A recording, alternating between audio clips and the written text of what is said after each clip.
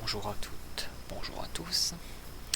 Bienvenue dans cette première vidéo que j'ai intitulée Analyse post-mortem.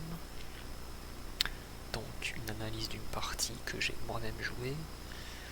Même si la partie n'est pas incroyable, c'est toujours bien d'analyser ses propres parties, parce que c'est avec ça que j'estime qu'on peut le plus progresser.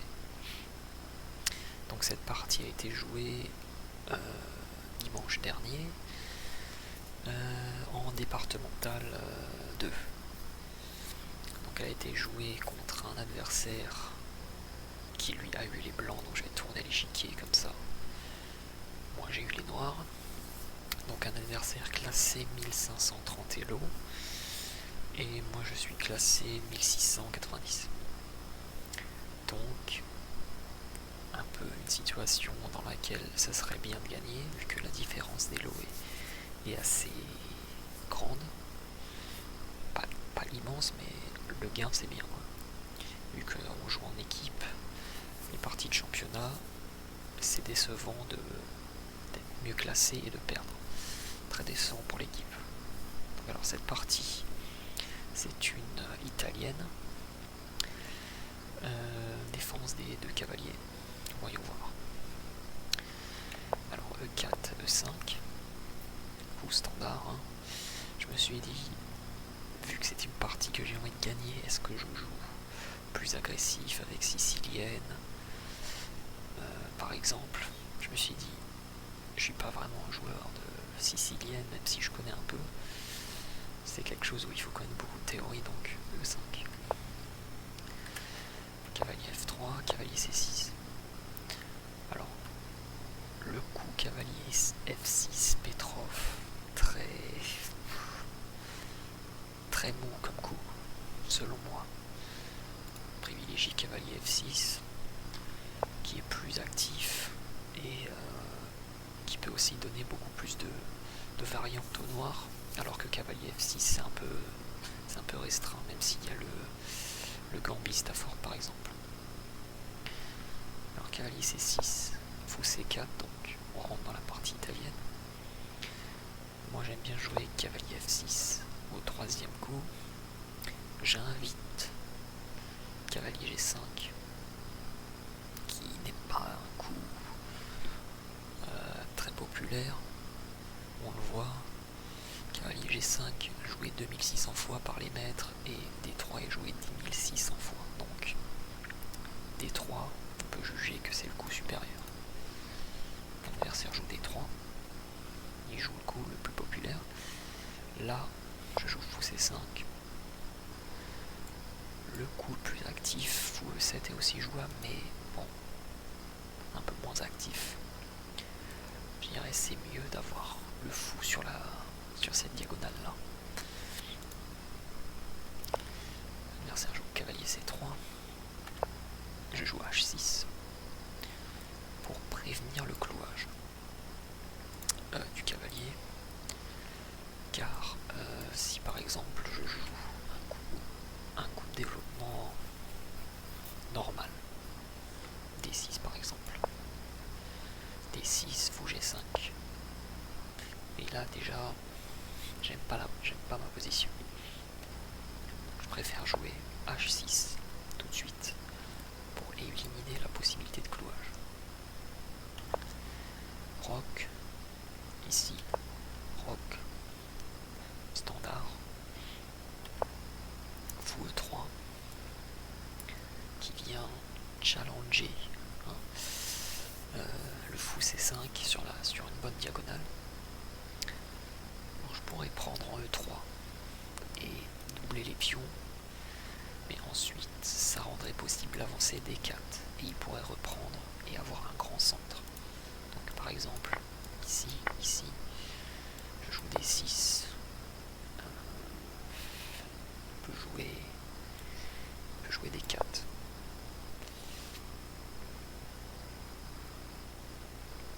Là, son cavalier protège le 4. Si je reprends, il reprend.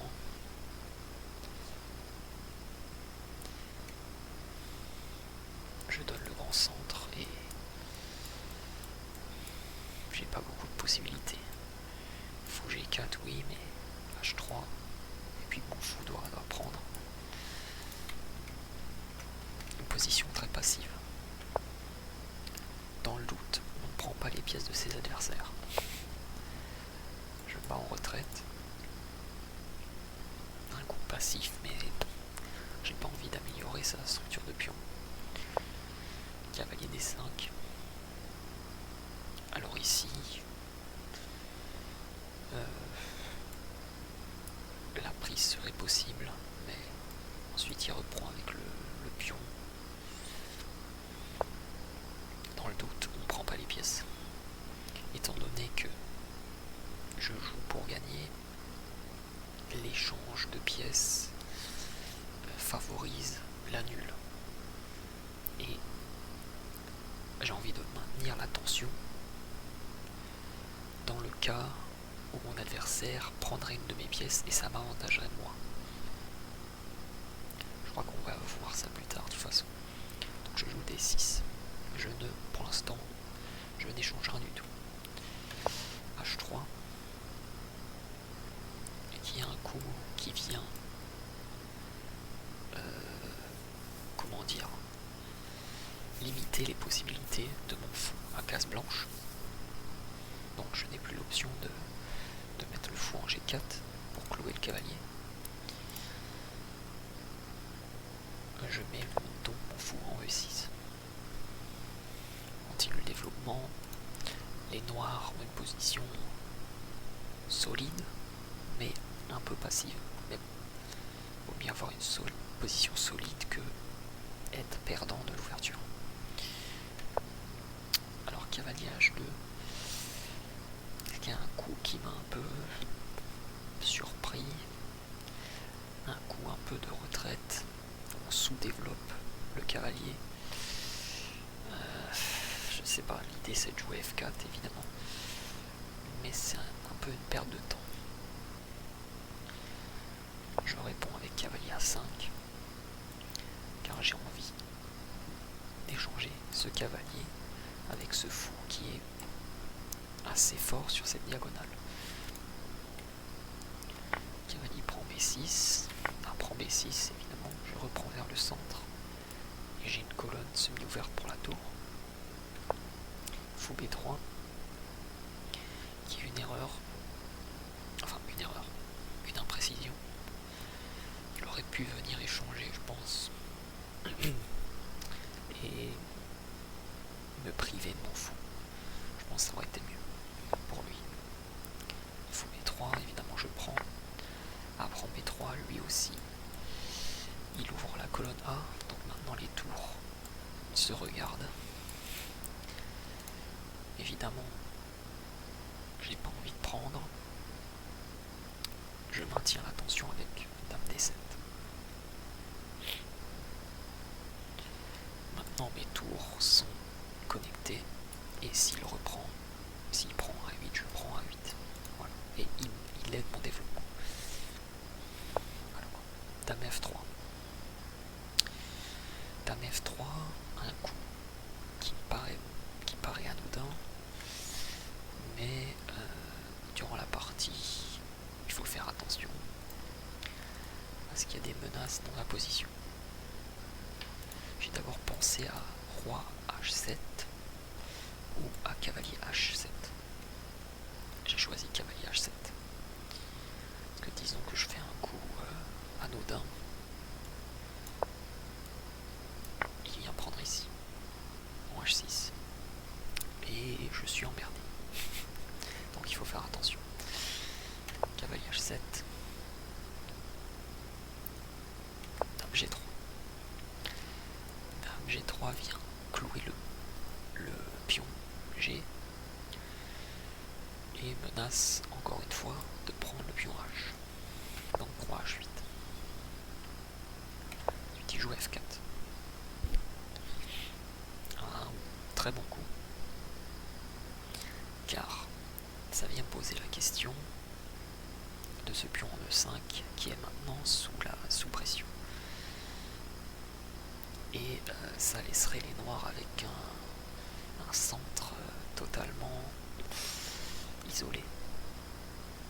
Et ça vient aussi, par la même occasion, menacer le fou en E6 qui serait bloqué. Donc imaginons un coup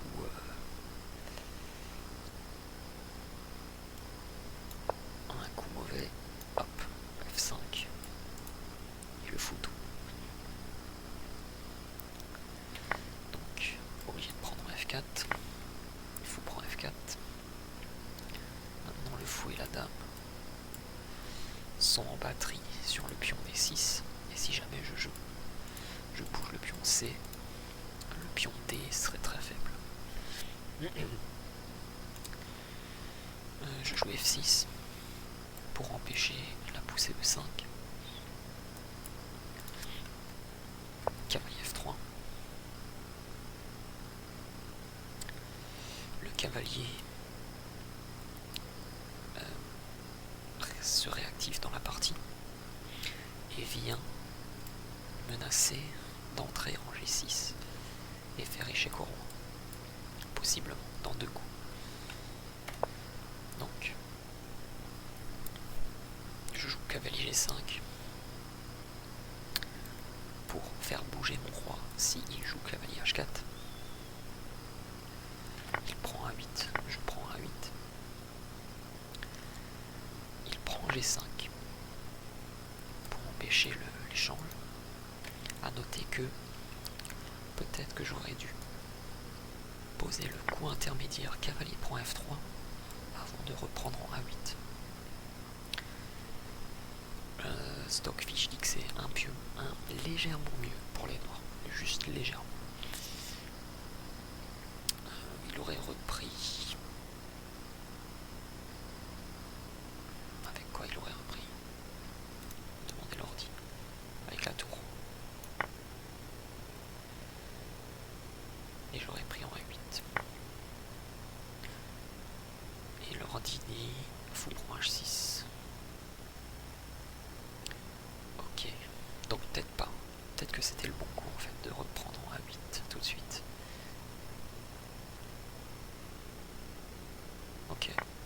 Ok, apparemment c'était le bon coup. Ok. Plus d'ordi pour l'instant. Donc faut prendre G5, je prends G5. Donc comment évaluer la position? Il va essayer de jouer H4, mais bon. Étant donné qu'il n'a plus qu'une tour, un cavalier et une dame, le roi n'est pas en danger immédiat. Cavalier D4. S'il veut, il peut échanger le cavalier contre le fou. Et venir en F5. Je joue tour A5 pour empêcher qu'il puisse installer sa tour en A5. S'il joue cavalier là, il joue là, je prends, je gagne un pion.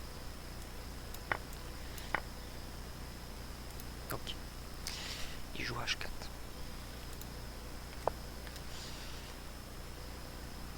Pour l'empêcher de prendre en G5, je suis obligé de prendre. Dame prend H4 échec, roi G8. Il joue roi F2. Son intention est claire. Il essaye de dégager la dernière rangée pour faire basculer sa tour et avoir la pression sur la colonne H. Mais c'est mon coup. Malheureusement pour lui, il n'a pas de coup de suite. Et je joue fou G4. Et ce coup est très bienvenu parce que mon prochain coup ça va être tour A5. Et il n'aura pas d'autre choix que de bouger sa dame en G3. Et s'il joue tour H1, il perd sa tour. Mon fou est protégé par la dame. Ça serait une énorme gaffe. Il joue roi E3. Je joue tour H5 comme prévu. Dame F2. Et maintenant on peut voir que son roi est un peu mal placé. Enfin même plus qu'un peu en fait. Son roi est au centre. Le fou bloque l'accès aux cases blanches. Malheureusement, j'ai pas d'autre fou pour bloquer l'accès aux cases noires, mais ma dame peut le faire à l'avenir. Donc, j'ouvre la position. Ça serait suicidaire de prendre en D5, mais malheureusement pour mon adversaire, il commet une erreur, il avance de 5 et je capture en E5, échec.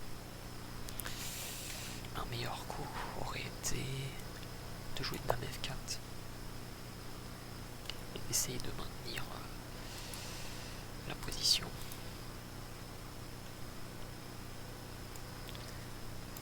Si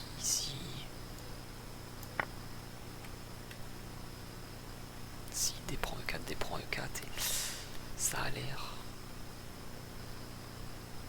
d'être une partie un peu avantageuse pour les noirs, mais rien n'est joué.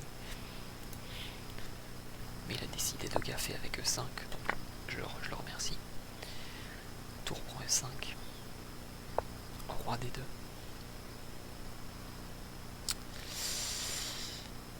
Ici, C5, cavalier F3 forcé parce qu'il y avait une menace de tour E2 et de gagner la dame. Je prends F3, il prend F3 avec la dame, je joue dame E8 et j'ai le contrôle de la colonne ouverte. Il joue tour F2. Il veut amoindrir mon contrôle en E2. Comme ça il peut bouger son roi sur éventuellement en fait non. Il pourrait pas jouer ici parce que tour E1 gagne. Donc il doit rester au centre sur la deuxième rangée quoi qu'il arrive. Je joue dame G6 pour peut-être avoir une possibilité de faire un échec au roi sur cette rangée. Il joue C4 pour se créer de l'air.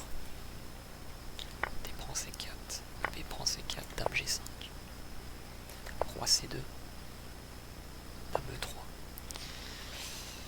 Et là je propose l'échange de dames parce que j'ai un pion de plus et que je pense que la fin de partie est gagnante. Il échange les dames, il est obligé parce que sinon il perd sa tour. Il ne peut pas venir prendre le pion ici, évidemment. Donc dame prend E3, tour prend E3, roi C3. J'active mon roi également, roi F7. Et ici, il vient commettre une grave erreur, tour F3. Vu que j'ai un pion de plus, aucune raison de ne pas échanger. Tour prend F3, G prend F3. Et le reste est assez standard. Je viens avancer mon roi.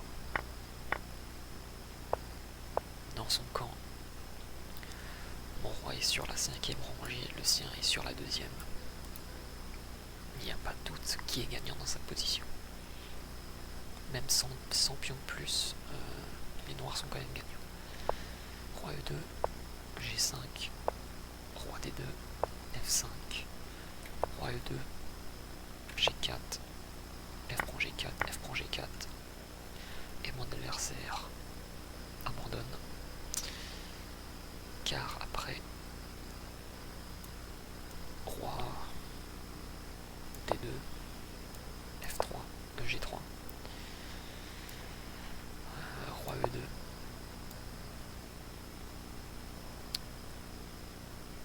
G2, roi F2, roi prend E3, roi prend G2, roi prend C4, et l'ordi dit tout est perdant. Et même je pense qu'il y a une meilleure façon.